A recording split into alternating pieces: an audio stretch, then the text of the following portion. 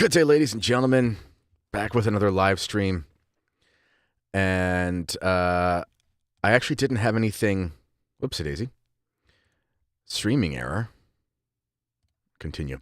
I didn't even have anything planned, if I'm being honest. I just thought about doing a Q&A live stream. So if you want to ask any questions, then feel free to answer them. It's been a crazy few days with the news cycle with the Donald Trump thing. And I guess the broadcast petered out on Twitter. Oh, well. It's been a crazy time.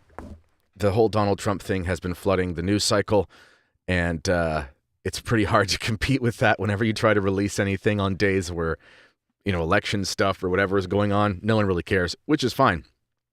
So I thought I would just come on and see if you guys wanted to ask any questions. So there you go. You ask questions and I will answer anything. Here is a question from Andrea Colombo. I think he's Italian. Just a little side note for non-Italiani. Andrea is not necessarily a girl's name, just so you know. I really hope Canada will join the Trumpian golden age and be a new state of the Union. Don't you think so, Kennedy? Personally, I don't want Canada to join the United States in the sense where we lose our country, although I do think that there is benefit to an economic union, which has been discussed for a long time. I know that on the one hand, it can be kind of globalist, like you don't want to make it any bigger than it is. On the other hand, are there benefits that could benefit people from both countries? Yes, I do think there are. I think the kind of person who would benefit from it is the kind of person that you want living and working in your country. A lot of Canadians, if they could, they would move to the U.S. for business reasons. You want those type of people because they're conscientious and they're usually pretty good citizens. A lot of people, if they could, believe it or not, from the States would move to Canada for business reasons and lifestyle reasons. I mean, moving is every country has pros and cons. I love the United States. I love Ireland. I love England. I love Italy. I love all the places I've been. Heck, I love Mexico. I've spent a bit of time there, and I love that place. And I didn't go to the beaches. I went to Mexico City. A lot of great things in a lot of countries. I mean, people are happy all over the world. But there are certain things that people like about certain lifestyles. Say what you will about governments. Countries are often much better to live in than their governments project. BC is a hellhole of a province when it comes to government. But man, oh man, is the quality of life out in BC really high, and it'd be a wonderful place to live. Say the same thing about places like California. I don't want Canada to become the United States. I don't want the United States to become Canada. I don't want Italy to become France. I don't want Spain to become Portugal. I want the countries to stay as they are, and in fact, I kind of wish they were smaller. If Canada was going to have any changes, I'd prefer to have our country broken up into smaller things for reasons of efficiency. But it's a country. I love my country, and I don't want it to become somewhere else. And I think that's normal. I mean, it's not bad to think that you don't want your country to become another country. I mean, you're a patriot, and that's a good thing. But good question.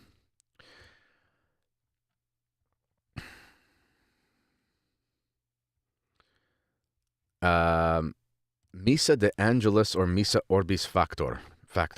I don't really know what this question means. If you want to ask it in a way that I can understand, I'd be happy to answer it. How important is the Davidic kingship of Christ to the church? That's a pretty big question. I'm not sure if you're referring to the one idea or thesis that some sedevacantists have about sort of an interregnum that lasts a long time. There's an idea about that. But as far as the Davidic kingship, I can't pull chapter and verse from my head right now. If Sam Shamoon was on, he probably could. Shout out, Sam, if you're listening or if one of your friends is listening.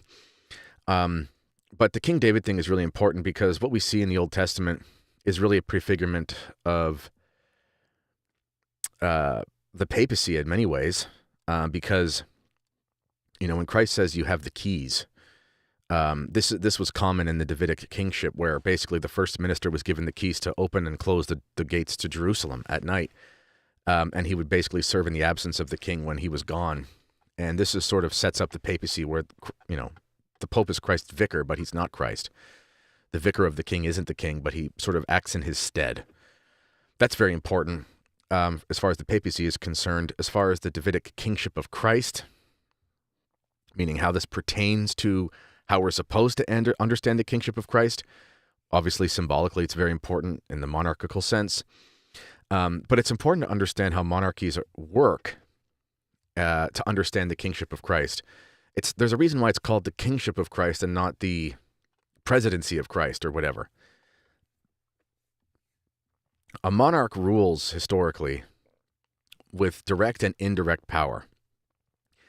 And at different times in history, there has been more or less of an emphasis on direct or indirect. Direct power is like executive action.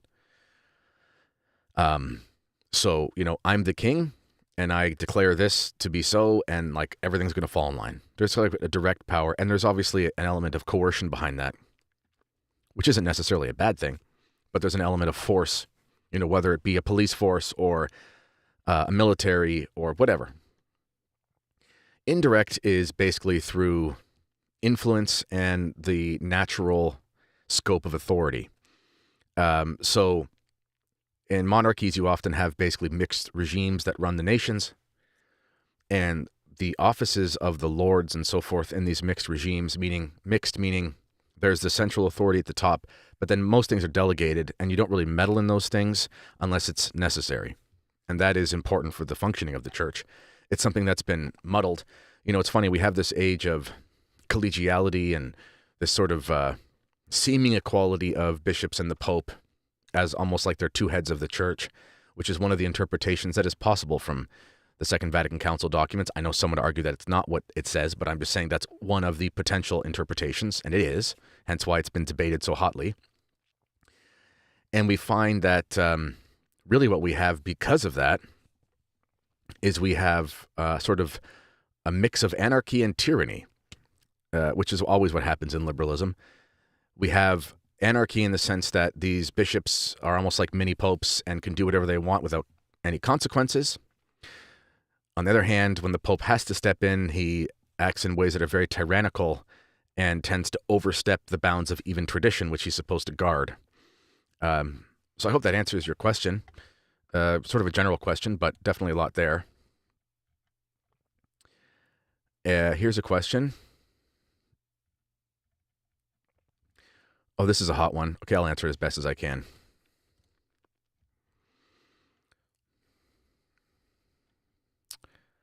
One second.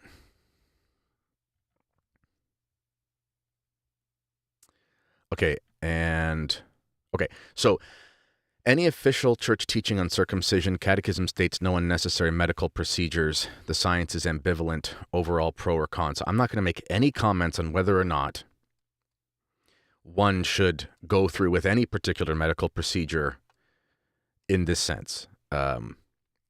Ultimately, when it comes to medical procedures, there are certain things you can't do, like murder someone through euthanasia, because that's the intention is to kill the person. But when it comes to what someone can do medically, really you just have to apply principles. You're not really going to find like an anathema from a council about something to do with medicine that could or could not be bad for someone for reasons that are speculative. And often medical procedures are speculative. Some of them are definitely pretty much surefire, but a lot of them there's speculation. As far as circumcision in a religious sense, it's condemned. You can't, perform a Jewish ritual. That's to perform a false religious ritual. And there are definitely documents on that, especially from the Middle Ages, papal bulls and whatnot. But as far as like people decide or decide not to, those are for reasons of their decisions about medical things. You may disagree with whichever decision the person makes, but it's not a matter of dogma. I know people get really upset about it, but I'm just, it's the same thing was with the COVID jab. Like, obviously there were many reasons to have heavy levels of skepticism, and I was one of those, and I never received it, and that's fine, and I've been public about that. But some people, I did not want the prelates to enter into the foray of like condemning the thing as a thing rather than condemning the coercion and the unjust application of the segregation. That was something I wanted the prelates to condemn for sure.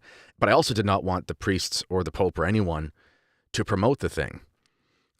People have to do their own research about medical things, and you're going to find lots of different opinions about that. Sometimes it's going to happen in different ways in different countries. In Europe, a lot of traditionalists had different views on the jab than traditionalists in North America. And because I speak a few languages, I would try to do a lot of searching in Italy and France and things like that on the jab. It was really hard to find contrary information saying that it was really bad the way that it was in North America. So people were getting a lot of different information, and they made their decisions based on that. And I don't want the bishops or the priests to talk like they are your physician from the pulpit or in a letter, because it's not a matter of faith and morals, except for where it intersects, but the thing itself is not a matter of faith and morals. Again, the application is a matter of justice. The coercion, all these sorts of things can be critiqued for moral reasons, but the substance or whatever itself, that's going to be a decision people have to make. And similar things are true with basically all medical procedures. So we shouldn't really dogmatize things that aren't dogmatic, if that makes sense. I hope that answers your question. Should the Keystone Pipeline be reinstated? Yes, it should. It should, for many, many reasons, for both countries. What are your opinions on Trudeau? I don't have any good ones. And are you happy for him leaving? Yeah, I'm happy for him leaving. I want to kind of address a couple conspiracy theories, and I don't use that as a pejorative. I want to address a couple thoughts people have about Trudeau. People say, I thought he resigned. Why is he still doing stuff? Listen, the Canadian government has a parliamentary procedure, just like the American government has a procedure for your type of government if you're American, and the Aussies and the Brits and everyone. He did not say, I'm stepping down as prime minister. He said, I am announcing my resignation that will take place when a new leader is elected. So we don't have like vice presidents. We have deputy prime ministers, but it's kind of symbolic. If you look into the civics of it and the history of it, this situation is very unprecedented. The closest thing we have is 1993, when the Conservative prime minister at the time, Brian Mulroney, he resigned or announced his resignation, but he had a majority government, which meant the House could not vote him out with a confidence vote, which is how parliamentary politics works. And so they ran a leadership race while Parliament was still running. And then once the new leader was elected, he resigned, and this person took his position as the leader of the party. As it stands now, the Liberals have a minority government, which means they could be voted out at any time, and all of the opposition parties have said they want to do that the first chance they get. So Trudeau exercised the prorogation privilege, which is a privilege that the Prime Minister has to basically pause parliamentary proceedings for a few weeks or a couple months. And now they're running their leadership race throughout that time. And when he comes back, after that, there will be some sort of procedure to transition. But I am happy for him leaving. Let me see here. Have you read Father Cicada's Work of Human Hands? If you have, what do you think of it? I have read excerpts of it. And I believe what I have read is very, very good and very strong. And many scholars that I really respect, like Dr. Peter Kwasniewski, have cited Cicada's work. It's on my to-read list. There's always 1,000 books you have to read, and every book is the one you have to read. But I did just finish writing a close to 350-page book on modernism, and a book on the charismatic renewal, which was about 170 pages. I wrote a lot of pages last year, and I did a lot of reading and stuff for those books. And to be honest, I was focusing on what was necessary for those, because you can only overload your mind with so much. And I needed a break from nonfiction. Honestly, I just needed a break. Right now, I am reading one of the biographies of Pius X, but it's such an easy read. It's a nice, smooth, easy read. It reads like a story, so I like it. And I'm reading Moby Dick, which is an incredible book. I understand why it's a classic, but it's a lot like whaling in the sense that, not that I've ever been, but what I imagine there's a lot of inaction and then really exciting moments.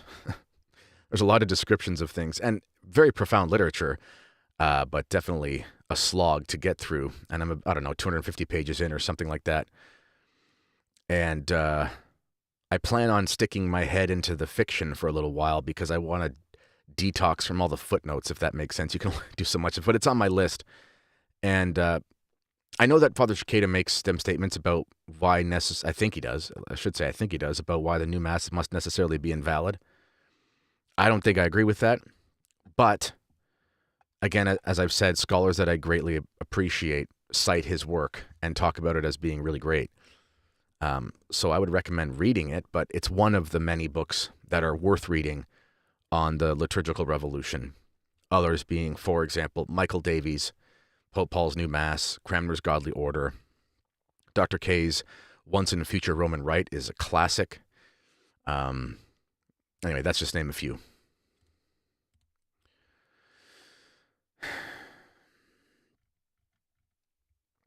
Let me see here.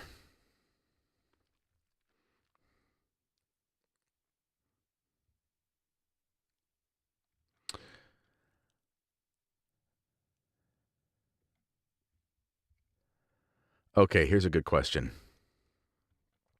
In your book on the Society, do you have a chapter on confirmations?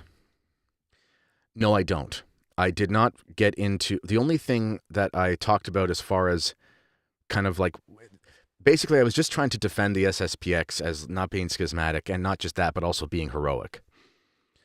And I do address at a certain point where the SSPX has sort of ad hoc canonical commissions to look into marriages for things like annulments. And that was definitely a critique of the modern annulment crisis. But I didn't wade into the other sacraments, because that pertains to marriage, of course. I didn't wade into the other sacraments too deeply. Mainly because there's only so much you can cover. Do you know what I mean? And I wanted it to be a book that somebody could, like, who's very skeptical of the SSPX, could pick it up and read it, or somebody who loves the Society but needs ammunition to talk about could read it. Finding tradition is like a fire hose, you know? And it's like drinking from a fire hose. And you can overwhelm yourself and you can overwhelm people, because I mean, really what we're dealing with is like a re-education when you find tradition, especially if you've been raised either without faith or within the Novus Ordo. You're raised with poor formation 9 times out of 10. Not always, but 9 times out of 10. And so there's a lot. So if I started going on about the new sacraments and their validity or whatever, that's just like an extra thing, which I didn't think was necessary for that book. That was my opinion. I do believe that the new confirmations as such are valid, as long as there's the proper matter and form and intention and so forth. And I believe that the form is valid. I've heard it said that it's basically a version of the Eastern or a Byzantine confirmation. The actual necessity for a confirmation to be valid is a very low bar, like in the sense of, it's kind of like for the consecration of the Eucharist, it's just a few words that it's essentially officially have to say. That doesn't mean you should be having a terrible mass, but officially speaking, you know, even Archbishop Lefebvre talks about Cardinal Mindszenty, famous Hungarian cardinal who was imprisoned, you know, in the communist prison system for his resistance to communism. And he said how when he had a moment of time and he could get a bit of bread and a bit of wine, he would very quickly and very reverently say the words of consecration so he could receive the Holy Eucharist, so he could, you know, be spiritually fed to sustain him in his sequestration. So for a sacrament to be valid, it's not as complicated as one might think. However, there have been many instances of doubtful matter in modern confirmations. That's true.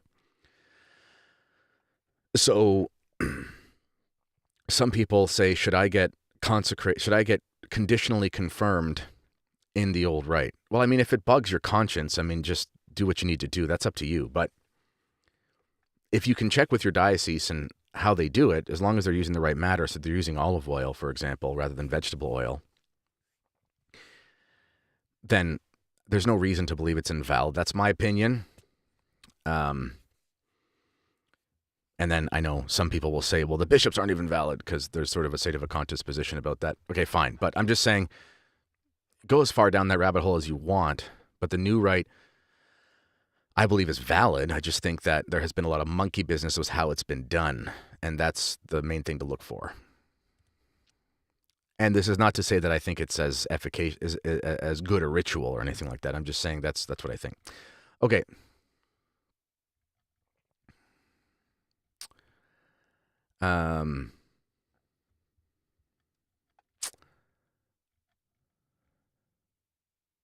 Here's a good one.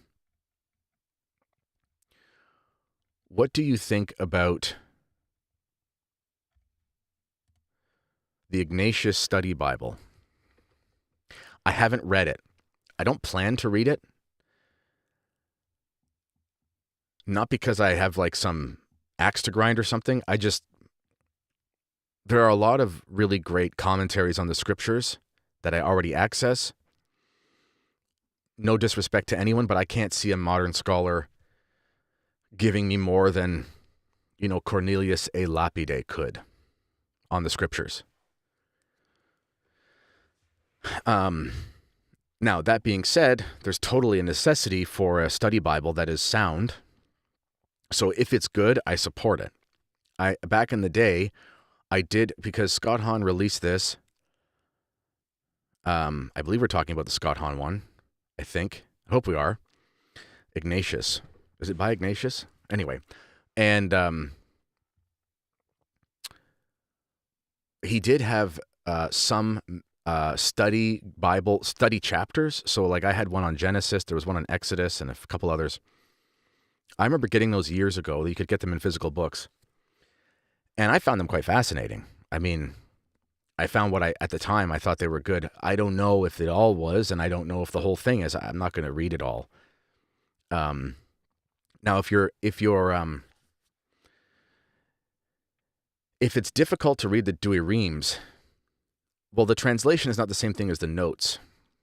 So there are two decent translations. There's the Revised Standard Version, which I think is an adequate translation. And there's the Jerusalem Bible, which is an adequate translation with terrible notes. And the reason why I say the Jerusalem Bible is an adequate translation is because it's based on La Bible Jérusalem, which was basically one of the traditional French Bibles, along with La Bible Crampon. And the Jerusalem Bible is based on the Vulgate. So that's good. Now the notes, because it was printed in like the 60s and 70s, are super modernist, but to read it is actually quite nice. You can also find Revised Standard Version Bibles with no notes. I have one. It's like it's about, however big. It's smaller than a regular book, and it's got a nice zipper thing, and it's got no notes in it. So I just read that sometimes. I do have the Douay-Rheims, which is my primary, but it's nice to have the smaller one for travel and stuff. And I quite like reading the Revised Standard Version.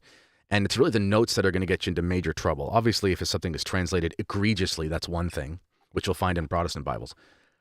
But if you just want to be able to understand the scriptures by like actually understanding the English language that's being presented to you, because there are different styles of English, then you don't have to read the Douay-Rheims. It's not like some matter of faith, so just read one that you can, but just be careful with the notes, that's what I would say.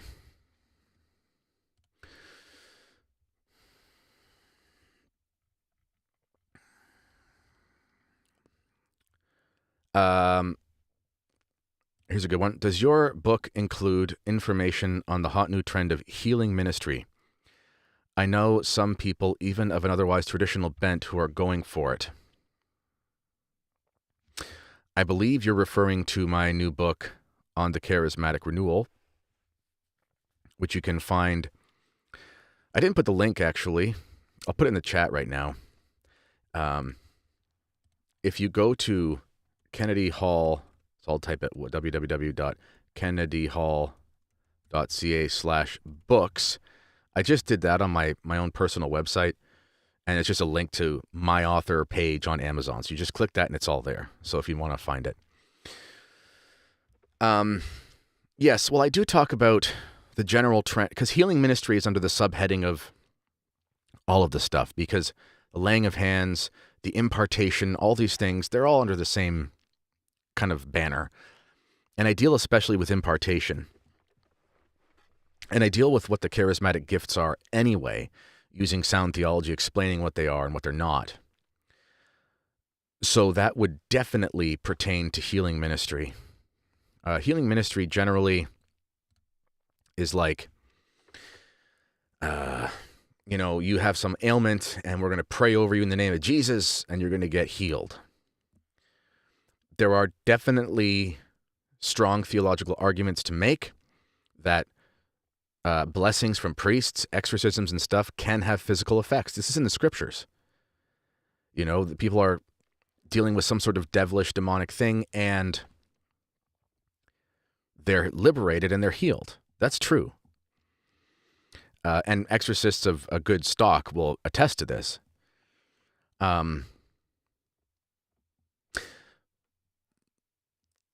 one of the issues is that, especially with the mentality of this healing ministry, like, something's wrong with me, I got to go get fixed.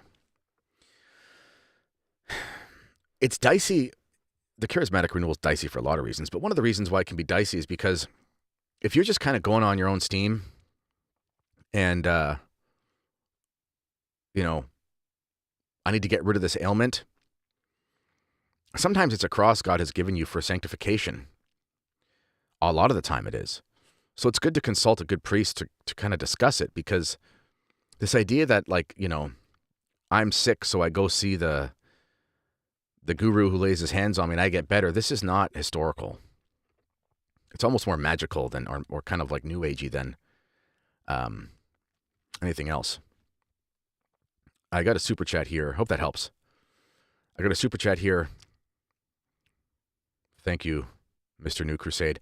What are your favorite manly books? Well, I have to be a salesman here and tell you to read Terror of Demons, Reclaiming Traditional Catholic Masculinity. Well, my favorite manly books. Meaning books that help you be a good man. Confessions by St. Augustine. Very good. He was, admittedly, he was quite the scoundrel for all the reasons men are scoundrels. Pride, lust, so forth. Obviously got his act together. It's really interesting to read that. I would recommend reading any of the great adventure tales, the hero quests and things like that, where you follow the men and their development. You really see them struggling with the limitations of the human condition. So things like Lord of the Rings come to mind. Quite good. And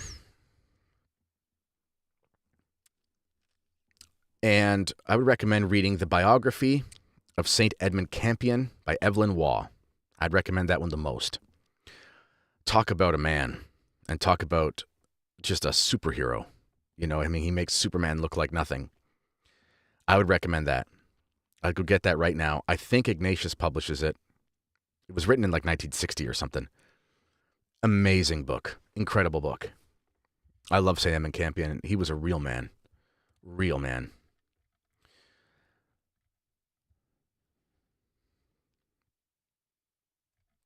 Okay, let me find some other questions here. And if I skip it, and if I'm past it, just ask it again later. What books on the JQ do you recommend? So on the issue of Judaism and how we're supposed to understand that from a Catholic perspective. Well, I would recommend the works of Father Fahey, and I would recommend the works of Father Maudsley. Those are the two primary works I would recommend. And then I would also recommend, just looking up the old encyclicals and the old letters, Sicut Judaeus. But I like to stick to stuff from priests because I know this word anti-Semitism gets thrown around ridiculously, and I know it's lame, just like the word racism or whatever, and everyone who doesn't like Israel is an anti-Semite. That's obviously not true. But it's not good for Catholics to fall into hatred of a group of people just because they're part of a group of people, and that's a temptation for every person. I don't care what you think about yourself. And it's not good. You're very unlikely to pray for their conversion if you despise them. And that's, if you think they're your enemy, you should be praying for them the hardest. The greater the enemy, the more you should be praying for them. So you actually should love them more, which is the paradox of being a Christian. But definitely the JQ thing is worth reading about. People get obsessed with it and it becomes their whole existence. And that's never good. But I recommend Father Fahey, his books on it. He touches on it in most of his books that pertain to the Kingship of Christ. And I recommend Father Maudsley because they deal with the really hot button topics, but they deal with it from the heart of a priest where it's obvious that they're doing it from a place of Christian charity. And that's really hard to find in that genre. There's a lot of resentment. And I don't think it's good to read stuff that makes you angry. Just like I don't think it's good for people to watch YouTube channels that make them angry. I've never understood that. I never watch anything I don't like. Obviously, like if I have to learn something, like if I'm trying to understand an argument or something like that about something that I disagree with, I want to find someone who can explain it the best that they can. That's just obvious. But people will watch stuff like hate watch things just to get ticked off about it. I never understood that. I don't watch anything I don't like. I don't want to watch anything or read anything or listen to anything where it makes my blood pressure rise. The only thing that I'll watch that makes my blood pressure rise is the Buffalo Bills in the playoffs. And that's because I want them to win so bad that I'm nervous. But as far as like making you unhappy, stay away from that stuff. So Father Fahey and Father Maudsley are awesome because it's from a place of real fatherly, priestly love, which is necessary to do it right. That's what I'll say. I'm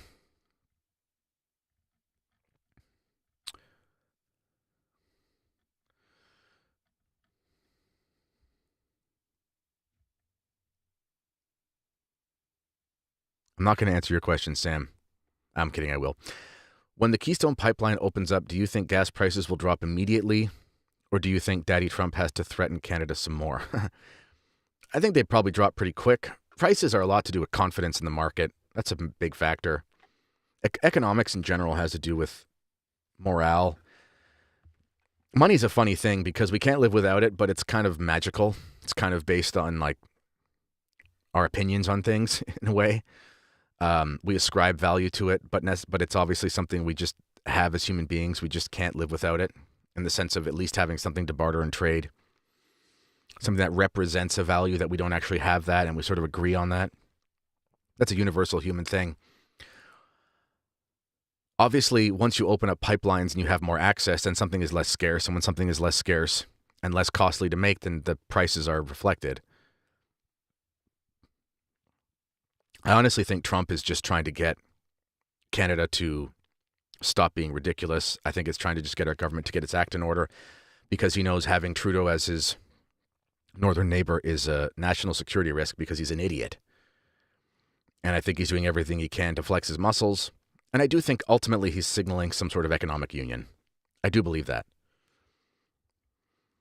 Something like the EU without not a sovereignty thing, not a supranational government, whatever, but something like, or more like Switzerland and neighboring countries where there's an agreement where, or even England and Ireland, where there's an agreement where you can kind of live and work in either country because of this shared history. I think something like that is in the works. That's my opinion. Another super chat. Bills are going down this Sunday. How dare you, sir?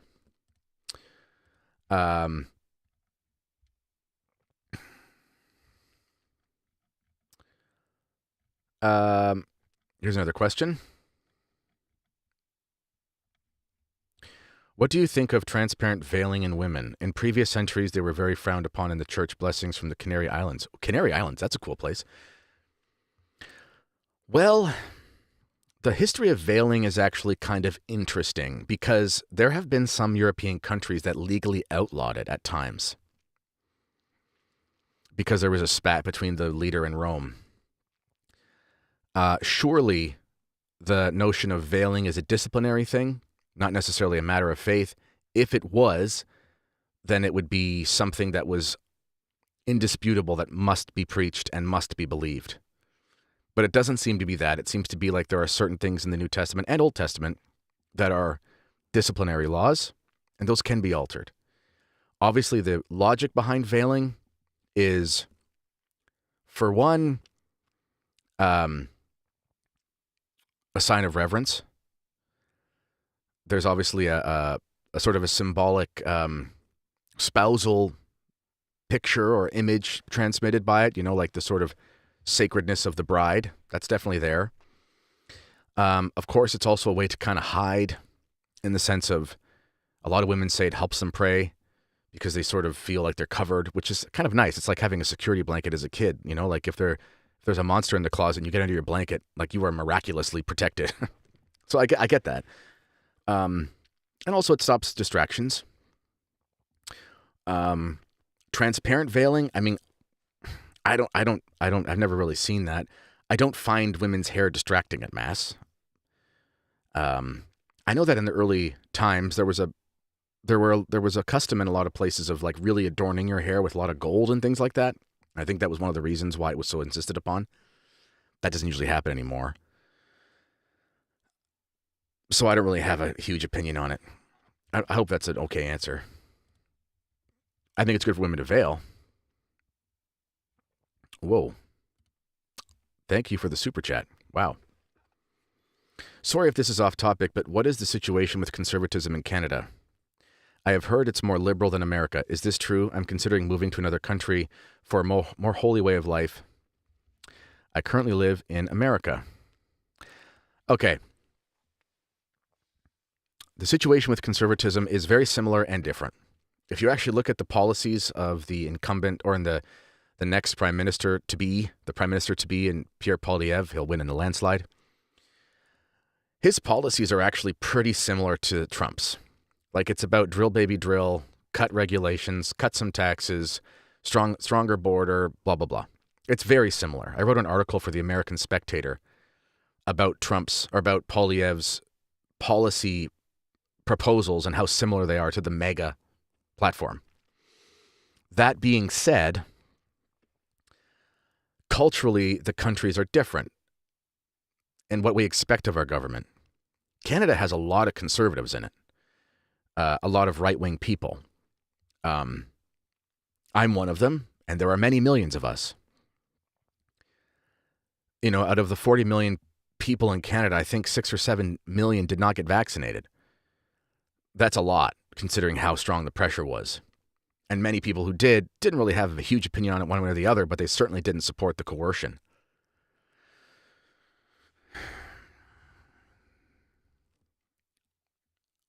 When I'm in America, there is definitely an impression that there are more extremes. It's a wonderful place. There's lots of great things about America, and you can have a very happy life in many places in the United States. But America is a place with more polarization and more extremes, and you see that in the major difference between cities and the major difference in economic levels. That's just something I've observed. You also see it, for example, like in the major difference in health metrics based on lifestyle. So like the severe obesity and then like the California super fit people. You see a lot of that. You see a lot more far sides of the spectrum in America in general. It's a country of extremes.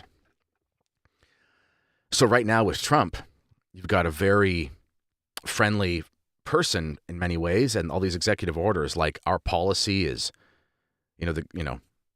male and female is the policy of the government, those two genders, that sort of thing. You won't see those sorts of things happen here with executive orders because we don't have executive orders. It's not part of our system. Ironically, we have a monarchy technically, but our politicians have less power than the presidential system, which has more power than the monarchy. One of those little ironies of history. Where I live, like in Ontario, is it more liberal than America? Where I live is not very liberal at all, and I live in Ontario. If I drive 40 minutes down the road and I go to a university town, yeah, there's a lot of liberals. But Ontario is 3 times the size of Texas. If you go to Alberta, very happy as a conservative there. Saskatchewan, same thing. BC, well, in the inland, yeah, you'd be pretty happy. On the Vancouver part, no. But that's like Northern California versus LA. It's just the same everywhere. You know, a lot of places in Canada are like Michigan. They're kind of like a swing state where it's not really clear what the majority is all the time, but you find like-minded people.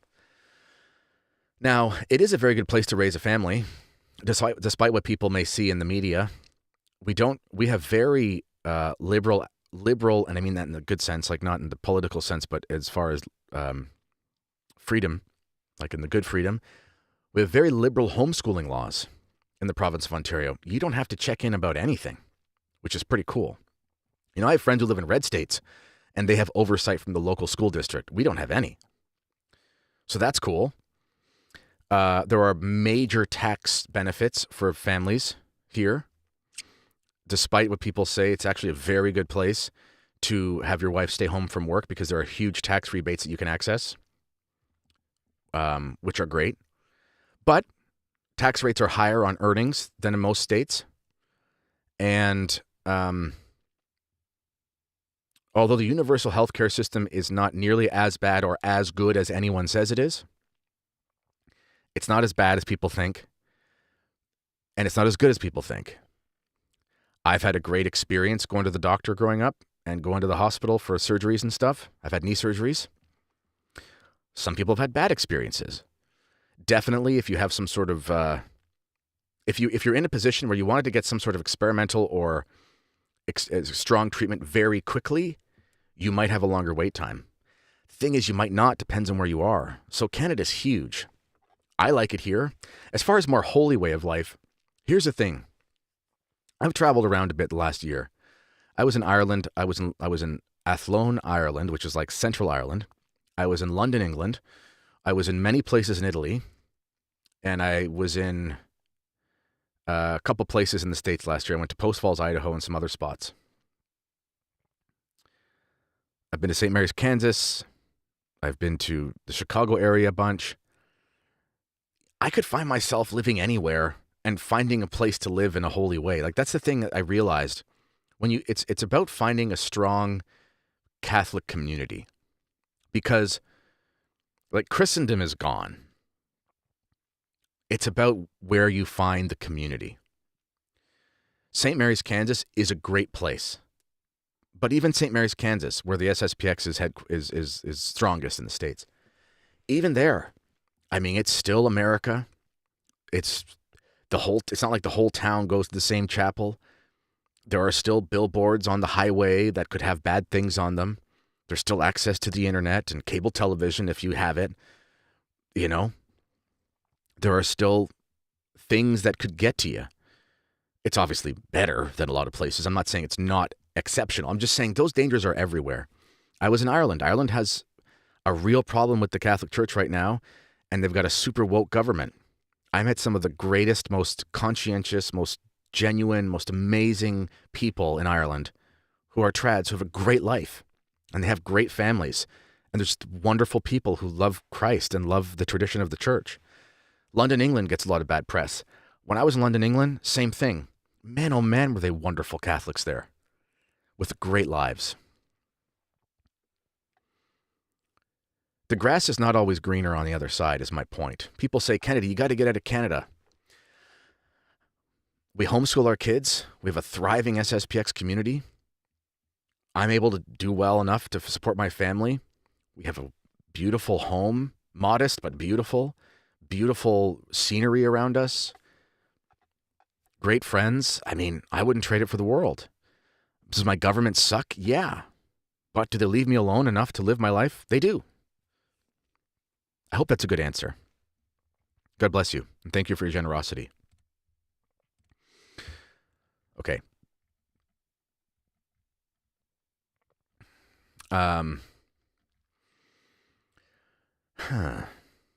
Okay, here's a good question. What are your thoughts on the anti-401k stock investing arguments such as those put out by Jacob Imam? I know who he is. I don't know what his arguments are. I know he's argued against it, but I don't know enough about what he says.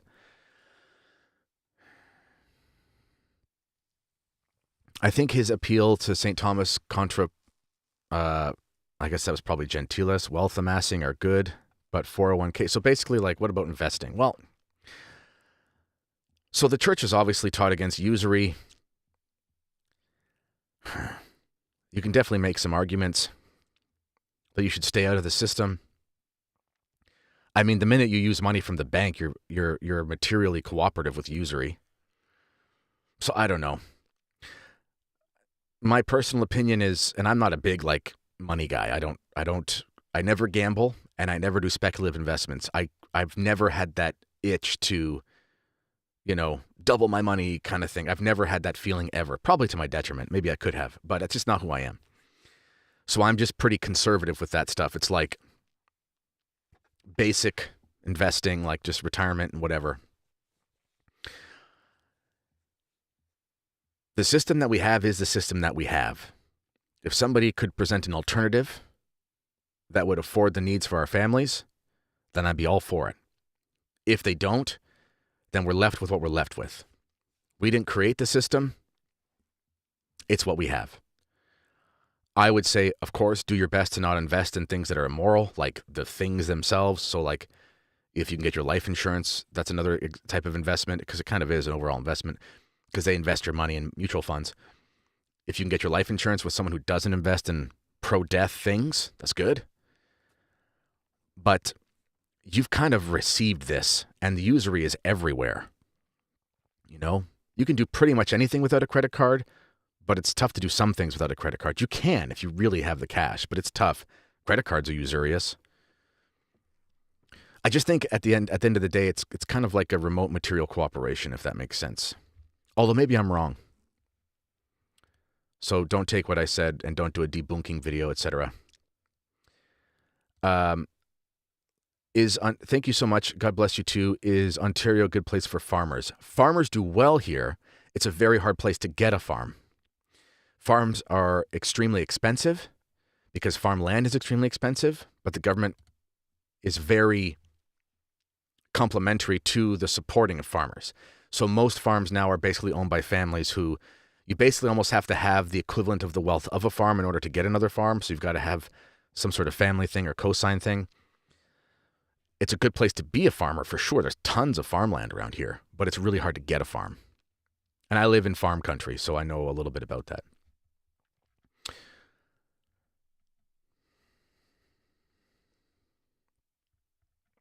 Cohibas or Monte Cristos? Cohibas. One of the benefits about living in Canada, access to Cuban cigars. My cigars were real, Sam, by the way. What is the best way to explain the SSPX position that it's better to abstain than attend the new Mass on weeks you can't make it to the Tridentine Mass? Ooh, you asked a big question here. Listen, I would recommend a book by everyone, for everyone, called, terrible English. I'm very bad at speaking right now. I would recommend a book called Bound by Truth by Dr. Peter Kwasniewski. I would also recommend his Substack.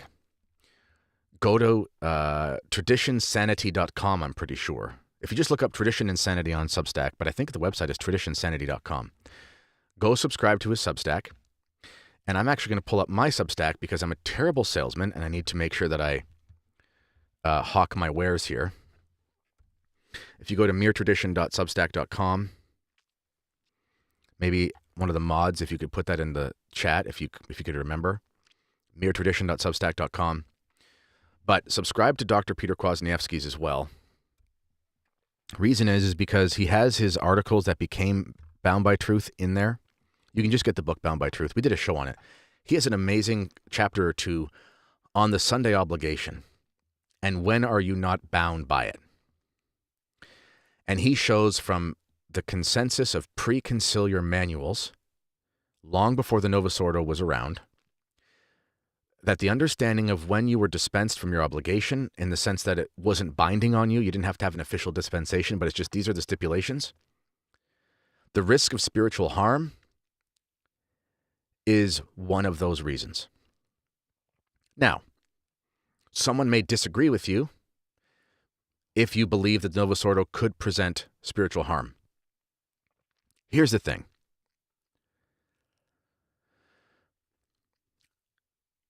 There's a reason why let's just say we could agree for a second that the unicorn Novus Ordo is fine. Put away our trad caps for a second. and just say, as long as they do exactly the way and it looks like a Latin Mass, there's no difference. Well, that's not true, but let's just say we agree with that.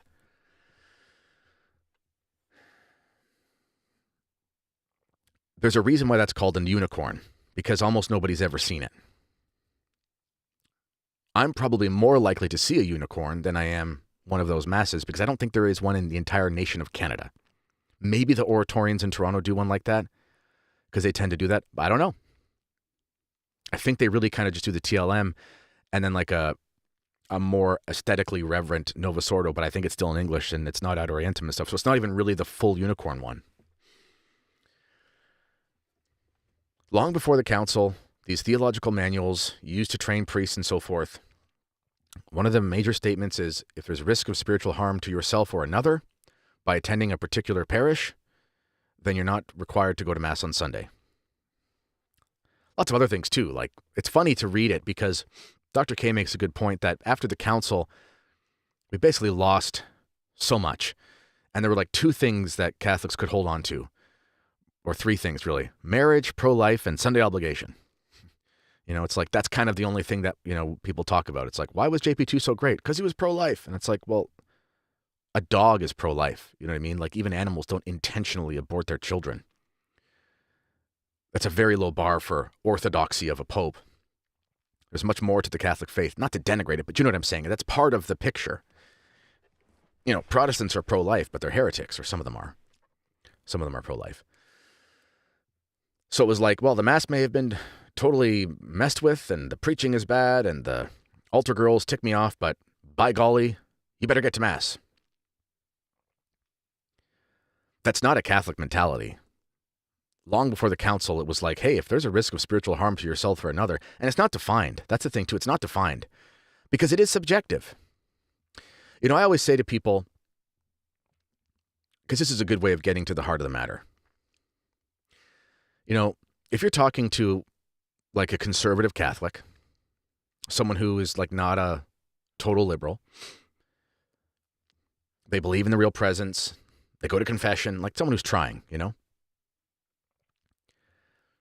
And you say to them, okay, you're traveling. There's one parish in town. You know, there's not another Catholic parish for 45 minutes to an hour. And, you know, you show up and Father James Martin is there and there's a rainbow flag over the altar, or at least the pulpit. Do you stay? You go, you leave. Because what's happening is an abomination. Whatever your thoughts of the liturgy are, that's an abomination. Everyone has a line where they'll say, I just can't go to that parish, if you really press it. And what they're getting at is there is a risk of spiritual harm, and not just to yourself, but to another, to the priest, confirming him in his heresy. How evil is that? Confirming somebody in their modernism by assenting to what they're doing. It's subjective because people are going to have their different opinions about what constitutes that line, but the line is there to be drawn. And there is not a definitive statement on how to assess that. So you may not be able to convince somebody, nor do you want to, about what they should do. But if somebody comes at you and says, you know, you're in mortal sin because you didn't go to the Mass because you didn't want to go to the Nova Sordo, it's like, I'm sorry. The church does not expect you to be ridiculous. So these completely arbitrary opinions that people have with no depth to them, when they really follow them through, you don't have to listen to these people. Hope that helps.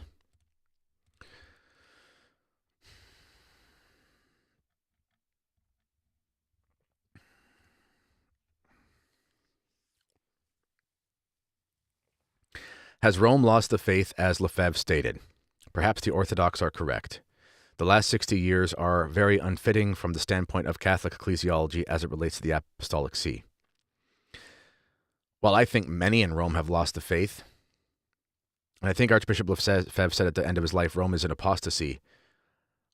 I mean, how can you disagree with that statement? I mean, Rome as such, and I know people are going to get at me, you know, the church itself will be preserved. Listen, the impression that we have is that Rome, the mechanism of Roman rule from the physical place of Rome, from the people there, from the decisions made, from the documents put out, we are in a very grave situation.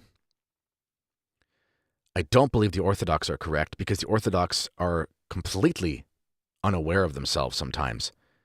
Like they fully skip over the fact that the Russian Orthodox Church was like the communist KGB church for like 70 years. So they annoy me with that stuff. I mean, what are we supposed to say after the Pachamama? No. Everything's good in Rome. The last 60 years are very unfitting from the standpoint of Catholic ecclesiology. They are unfitting, but the alternative, you can also argue that the alternative is unfitting. So I don't think sedevacantists are schismatics as a rule. I think anyone could be interiorly someone who refuses to be Catholic with others, and that's the danger of like a horizontal understanding of schism, and it is vertical and horizontal. I just think they have an opinion about the papacy that is debatable that I don't agree with. But I also don't think that there's a solution to it. I don't think it offers a solution. Honestly, the best analogy I'll give,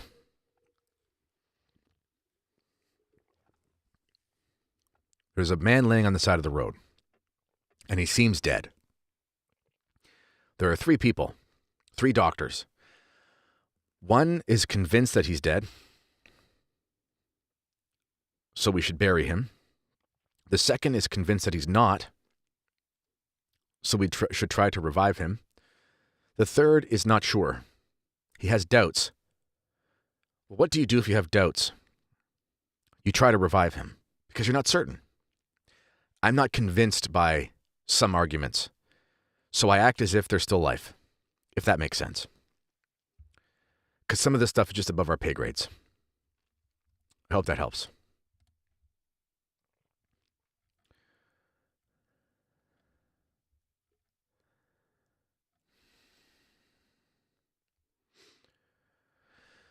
My opinion on the Haydock Study Bible. Great. It's old school, traditional. I would recommend looking up Cornelius A. Lapide. So Cornelius, Cornelius, A, like the letter A, Lapide, Lapide, generally regarded as the greatest biblical commentator in the last millennium. And you can find a lot of his works, I think basically his collective works, digitized, PDFs and so forth. And I use his stuff all the time.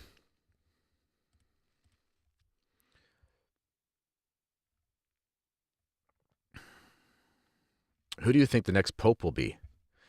I have no idea. Do you guys know that song?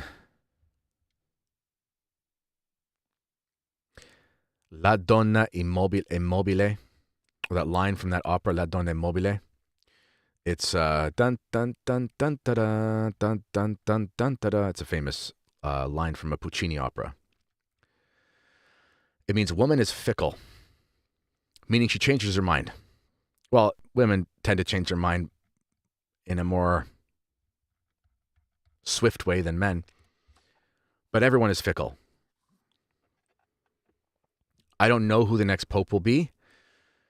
The general consensus I see coming from the Vaticanistas, who talk about who is papabile, who is popable, they tend to believe that we're not going to have Francis II. Just because it's just not, like, it's just the consequences. You got to understand, you know, a lot of these men, they're made bishops to basically be middle managers. And they don't like having to deal with all the bad press all the time. I mean, that's hard. So they don't really want to continue it. Doesn't mean they're trads. I'm not expecting the next pope to be excellent. But I think a lot of them kind of see the writing on the wall.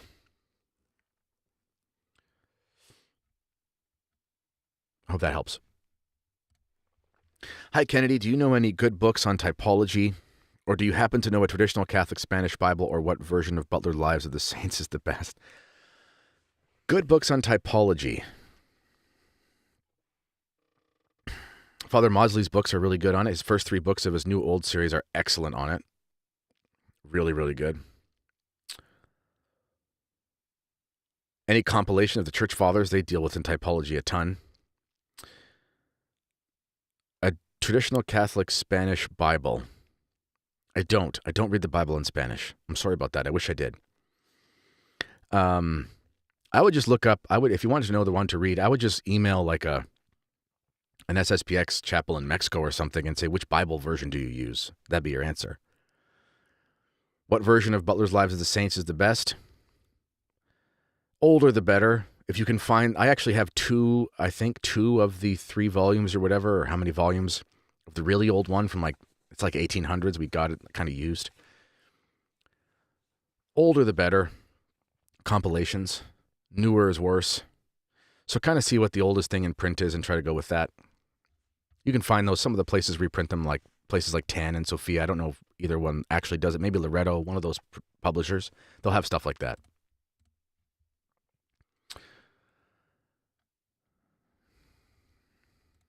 What do you think of former ED communities? Should laity go to their masses? You are trying to get me in trouble, my friend.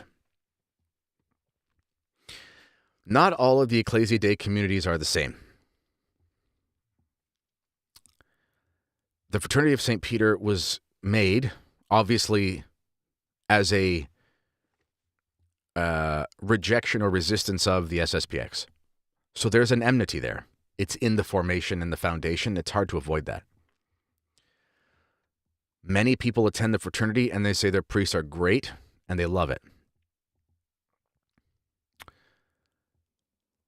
Many people say that they go to the fraternity and the priests rail against the SSPX all the time. I don't like that. It is true that the fraternity priests, at least historically, or at least as a general congregation, were required to sign a version of the protocol Archbishop Lefebvre signed with Cardinal Ratzinger in 1988, but it's not the same.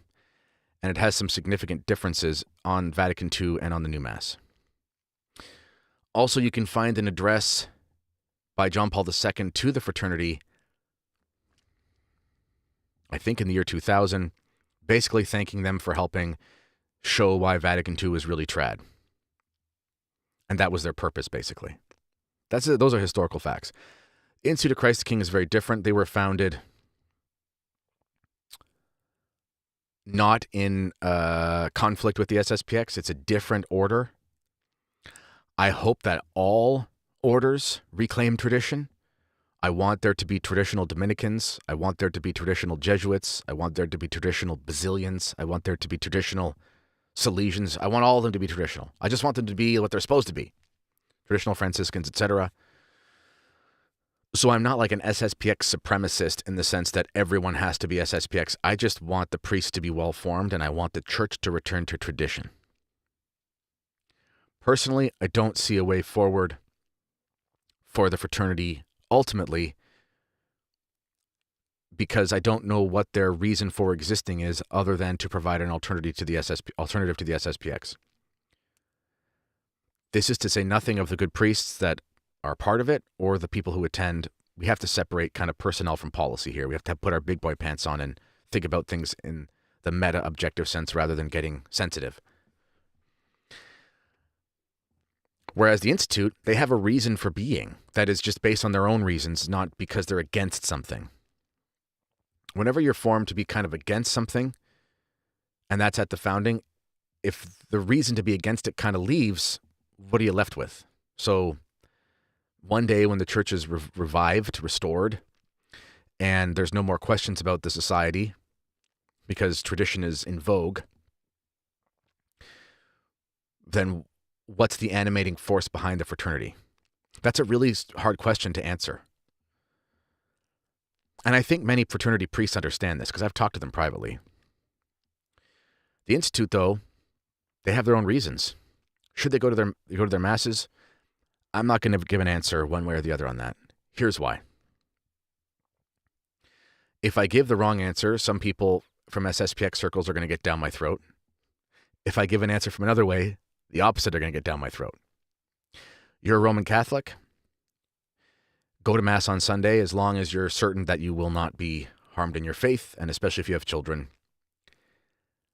they're not going to be harmed. I can't make that decision for you. Hope that helps.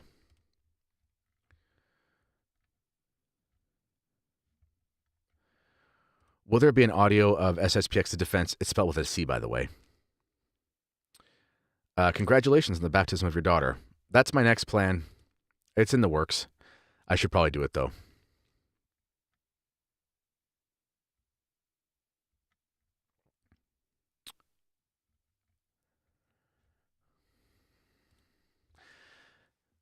I'll do a few more minutes. Near my parish, there is a local church that I'm looking to, with my friends, restructure. I was thinking of inviting the SSPX. I don't know if I should, not how to do it. Any advice? That's happened before, actually. It happened in, like, I want to say the Pittsburgh area, somewhere. Maybe it was Chicago. I can't remember. A guy basically just bought an old church that was being sold for, like, no money. Restored the thing. First offered it to the diocese, and the diocese said, no thanks. It's like, you can say Mass here. I've paid for this and restored it for you. And they said no. And then the society came and says Mass there. You just reach out to them. Like, wherever your district is, Andrea Cassini, maybe you're in Italy, you just reach out. And you say, I've got a place to say Mass. If you build it, that's that line from Field of Dreams, if you build it, he will come. If you build it, they will come, as long as they have the personnel to do it. That's just going to be a matter of reaching out and seeing what they say.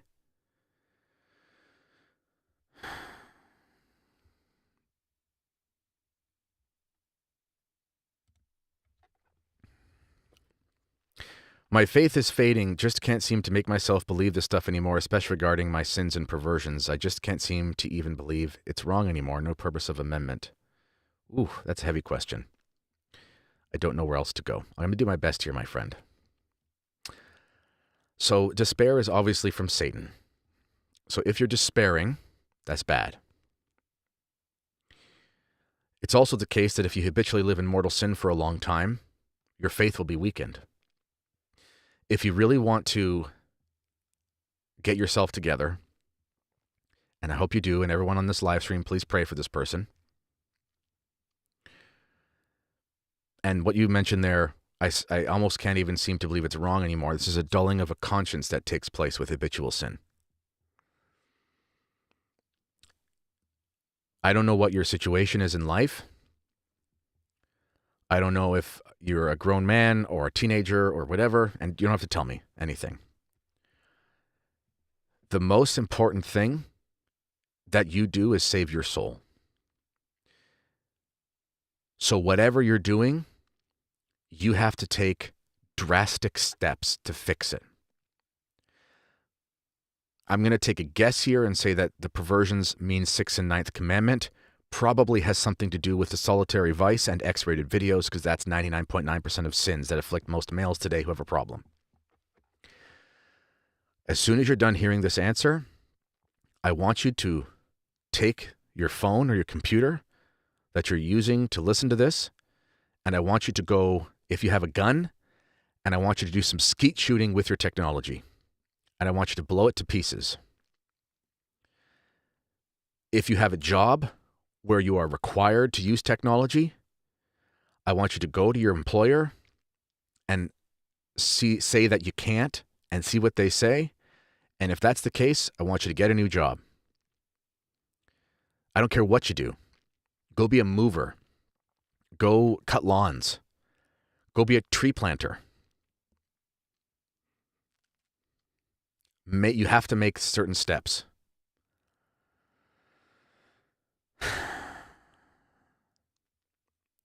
If you get to the point where you go over the precipice, there may be no coming back from it.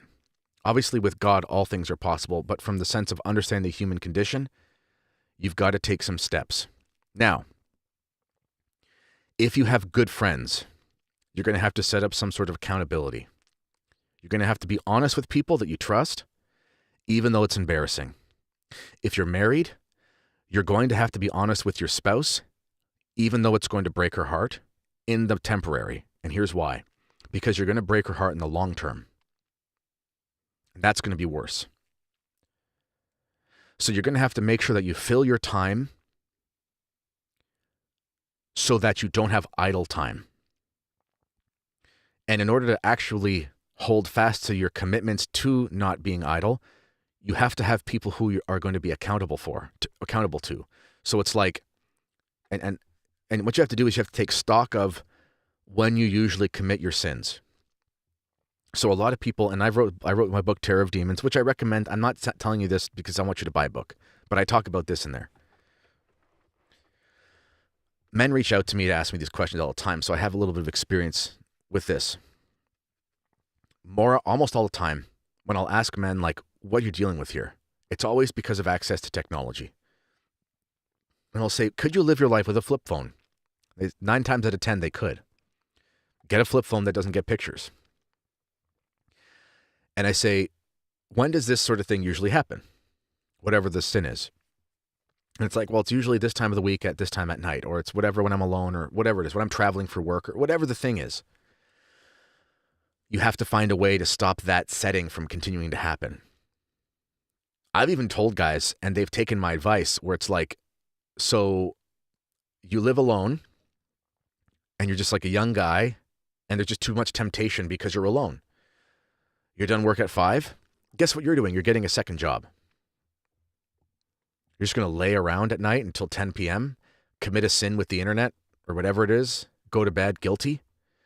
Congratulations. You're going to go get a job at your local UPS and drive at night or whatever. You fill in the blank here.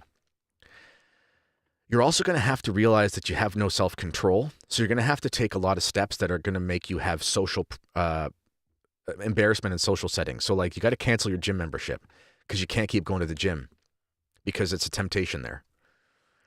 Yeah. A lot of things like that. I hope that answer helps.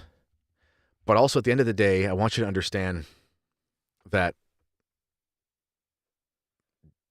Jesus Christ loves you and he weeps for your sins. So when you're done listening to this, I'd like you to go do 2 things for me. I'd like you to go pray the Litany of the Sacred Heart and really focus on the part in the Litany of the Sacred Heart where it says, bruised for our offenses. And I'd like you to go pray the sorrowful mysteries of the Rosary. When you're done that, I'd like you to do kind of like with a budget. I want you to take stock of your life.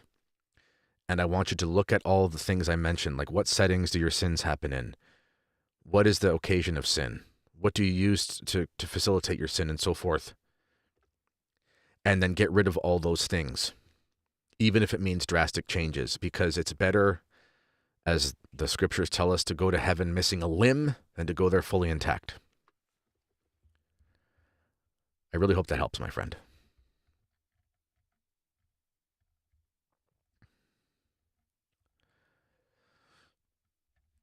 And this is good as well. Go on retreat. Go find a good retreat. An Ignatian retreat done by the Society of St. Pius X.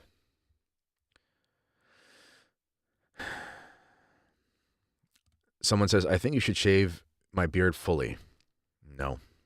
That would be the sign of the apocalypse. I don't want to. I'll leave that to the evangelicals to make the world end by building the 3rd temple. I won't hasten it by shaving my beard. All right. I got time. I got like 5 more minutes.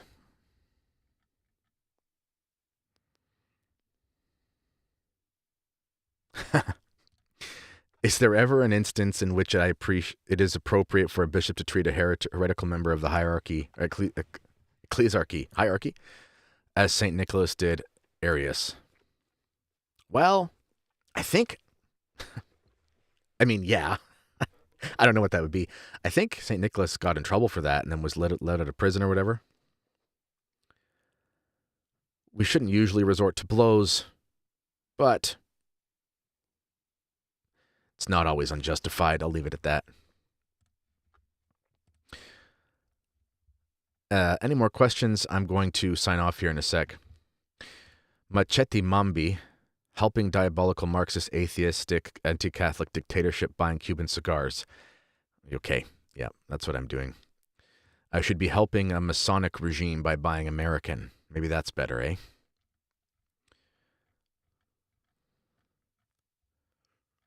All right. Last chance cigar, pun intended. If there's any questions, check out my website, Mere Tradition. You can find a lot of stuff there. I do things for members. I'm going to try to do more of these live streams. Go to meretradition.substack.com. I have more things there, as I said. And if you're interested in understanding the truth of the charismatic renewal of anything else, check out my books, kennedyhall.ca/books. Someone says, is Scott Hahn Orthodox? I've honestly, well, I'm not saying yes or no. He seems Orthodox, but I've never read the extent of his works. I've read a couple things in the past, and they were really great. Orthodox is not necessarily the same thing as traditional, because a lot of people, like, they believe every jot and tittle of the faith, but their specialty is not in tradition or something like that. Like Brent Petrie, for example, he's a great Bible scholar. He just put out a video, though, recently on the Mass, and it's hot garbage, and it's been dissected, like, out the wazoo by Greg DePippo at New Liturgical Movement, and he shows how it's just terrible, like what Brent Petrie did. He's an authority on the scriptures. I would never listen to him on the liturgy. So, I mean, everyone has blind spots, but I've never seen Scott Hahn say anything about the faith that I thought was suspect. That's just my opinion.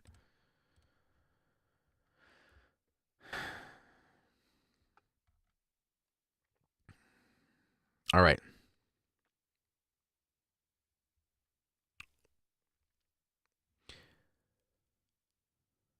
Yeah, there's a fellow Catholic Mayflower cigars. Well, if I could get access to them, I'll get them. Sure. I have been to a cigar factory in Cuba, actually. And it's pretty cool how they make them down there. I mean, listen, people and their governments are different, you know? We got to separate people from their governments. We all have governments that suck. Like, religious liberty is evil. You know, I've talked about this before, but the idea that, like, all religions have the same rights in society, that means Satan has the same rights as Jesus. That's what it means. It's totally condemnable. So, yeah, we can poke fun at Cuba, but, like, our modern Western states where, you know, we're having invocations from pagans and Lutherans and Catholic bishops and stuff all at the same inauguration ceremonies, it's like, it's still demonic, just being honest. So we're not really in a position to throw stones when it comes to the faith of a country. Obviously, there are worse countries, but you know what I'm saying. Like, we're kind of in a position where it's like, let's get the log out of our own eyes before we talk about the beam and others. All right, ladies and gentlemen, that's all I got for you today. The questions have petered out, and I'm tired. And I had this moment here because my wife took my kids somewhere, so I will go and get back to fathering. All right.